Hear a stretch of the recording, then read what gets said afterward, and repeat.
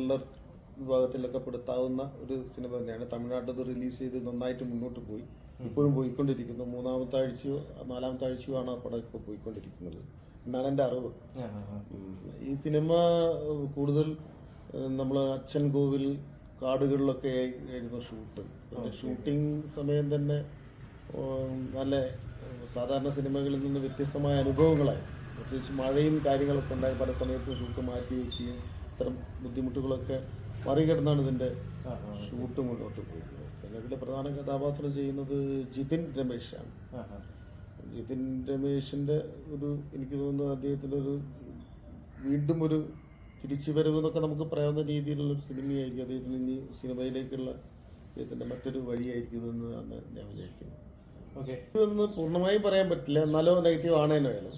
കാരണം അയാൾക്ക് ഈ മകനോടുള്ള സെന്റിമെന്റ്സും കാര്യങ്ങളൊക്കെയാണ് ഈ സിനിമയുടെ കഥയെ മുന്നോട്ട് നയിപ്പിക്കുന്ന കാര്യങ്ങൾ. പക്ഷെ അതേസമയത്ത് അയാൾ സ്വാഭാവികമായിട്ടും രാഷ്ട്രീയ പ്രസ്ഥാനത്തിലേക്ക് എത്തിപ്പെടുന്നവര്, അവർ ഇങ്ങനെ ഉന്നത സ്ഥാനങ്ങളിലേക്ക് എത്തിപ്പെടുന്നവർ എല്ലാവരും അങ്ങനെയാണെന്നല്ല, എന്നാലും അവരുടെ പിന്നാമ്പുറങ്ങളിൽ ചിലപ്പം അത്രത്തോളം സംശുദ്ധമായിരിക്കണം എന്നില്ലല്ലോ. അങ്ങനെ ഒരു വിഭാഗത്തിൽപ്പെട്ട ഒരാളാണ്. തീർച്ചയായിട്ടും എല്ലാവരും കാണേണ്ട സിനിമയാണ്. കാരണം വളരെ വ്യത്യസ്തമായി ഒരു പുതിയ സംവിധായകൻ എന്ന നിലയ്ക്ക് അഭിലാഷ് അത് ആ ടീമിനെ കൈകാര്യം ചെയ്തൊരു സിനിമയാണ്. വളരെ വ്യത്യസ്തമായൊരു സിനിമയാണ്.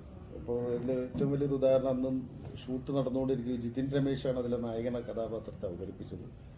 അപ്പോൾ ജിതിനായിട്ട് ഇതിന് വളരെ വ്യത്യസ്തമായൊരു ഗെറ്റപ്പാണ്, വേറൊരു ഗെറ്റപ്പ്, താടിയും ഇതൊക്കെ വെച്ചിട്ട്.